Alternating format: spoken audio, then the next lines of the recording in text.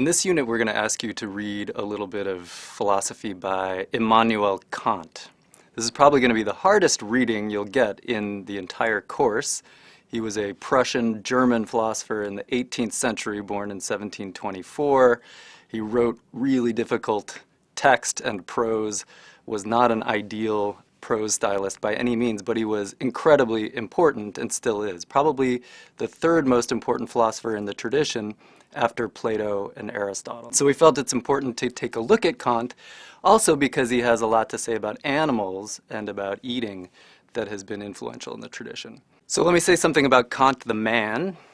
He was an interesting character in a way because he was very uninteresting. He was born and grew up in what is now Russia, was then Prussia, in a town called Königsberg.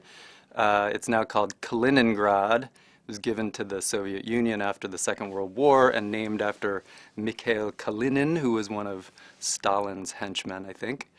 Kant never left Königsberg, or never went further than 50 kilometers from Königsberg. He got some offers to teach in Berlin and elsewhere, and he turned them down and sometimes took lower-level teaching positions just to stay in Königsberg. So he's a man of great regularity and consistency. Every day he would take a walk at the exact same time, and the shopkeepers and the housewives of Königsberg could set their watch by when they saw Kant and his servant Lampe walking past. When it was raining, Kant would refuse to talk to anybody because he thought that opening your mouth when it's raining is liable to make you ill. Lampe would hold an umbrella for him, but he wouldn't greet anybody. Very regular guy, lived into his 80s and worked on philosophy sort of all day, a lot of the time. Did a lot of teaching as well, as you had to in those days. To teach in the system as a Prussian officer, as Kant was, once he became a professor, you become a kind of Beamter, an officer of the state.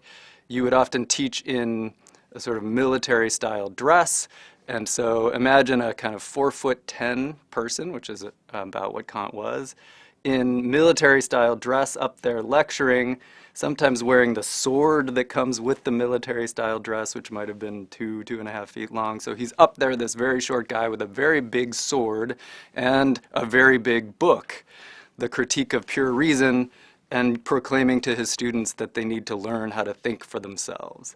The Critique of Pure Reason, written in 1781, is probably his main contribution, certainly to theoretical philosophy. We can't go into it here, but the main idea is something like, look, the mind contributes something to our experience of the world. We're not just a tabula rasa, not just a blank slate in the way that some of the empiricists thought.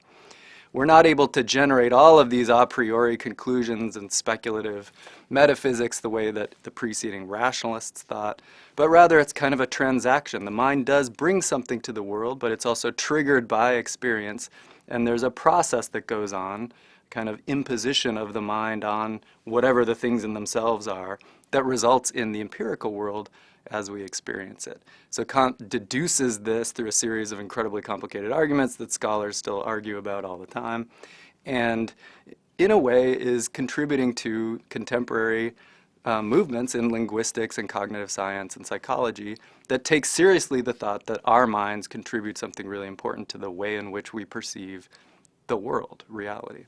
After he wrote The Critique of Pure Reason, which was about theoretical philosophy, these epistemological and metaphysical issues, he turned to practical issues or moral issues. So he wrote something called The Groundwork or Foundations to the Metaphysics of Morals, from which we'll be reading a little piece in the class, and also The Critique of Practical Reason, and then a few other ethical works, and had a bunch of lectures on ethics, from which we'll also be reading a snippet. So what is practical reason, and how does that differ from theoretical reason? It's not supposed to be mysterious. It's not supposed to be some other part of your brain or some other faculty completely, although he sometimes talks like that. It's just the same ability to consider reasons, be responsive to reasons given from the world, given from your own kind of logical thinking. Reasons, though, not about what exists or what you should think about what exists, or about the nature of the mind and the self and so forth, but rather about what we ought to do. So practical, pragmatic reasons regarding what the right thing to do is in a given situation. So the critique of practical reason adds to the critique of pure reason a whole story about how we as enlightened beings can think through for ourselves a way in which we ought to be without relying on the tutelage of authorities and others who are telling us what to do. So what does it mean to be reasonable? In a way, Kant's injunction is always to be practically and theoretically rational. There's a kind of ambiguity there. There's one sense in which being reasonable just means having reasoning abilities, being able to respond to reasons, so having reason, practical rationality. But there's another sense in which what he means is be reasonable, that is, actually follow your reasons, do what moral, practical reason is telling you to do. And so he associates these two things. You have to have the capacity to reason, you have to have reason in order to be rational, be practically rational. And one of the things we'll see with respect to animals is that he thinks that they just don't have this capacity of reasoning.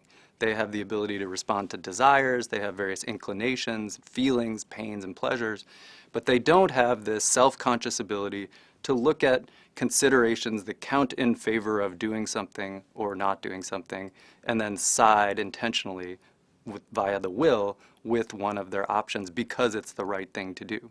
So when we do that, Kant thinks of it as doing our duty, and it gives us a certain kind of moral standing or moral worth. Animals don't have that capacity to reason, and so they don't get to count as having moral worth. They don't have duties, so in a way their lives are easier. They just follow their top desires, but they also don't have this high-level standing, moral worth, moral goodness, practical rationality.